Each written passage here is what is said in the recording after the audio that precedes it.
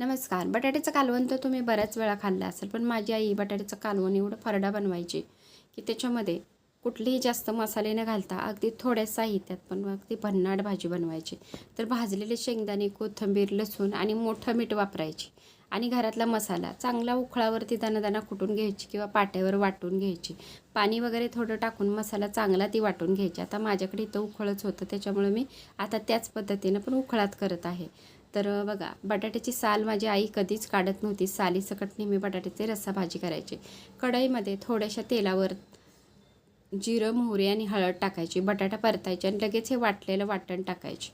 आता जेवढा रस्सा पाहिजे तेवढं पाणी घालायचे आणि चांगलं 7-8 मिनिट कालवण शिजायचं. लगेच गरमागरम झालेली बाजरीची पहिली भाकरी आई माझ्या ताटात वाढायची आणि काय सांगायचं तुम्हाला, आता कुठे राहिली आहे ती चव. तर अशा पद्धतीनं बटाट्याचं कालवण करून बघा, तुम्हाला पण तुमच्या आईची आठवण आल्याशिवाय राहणार नाही.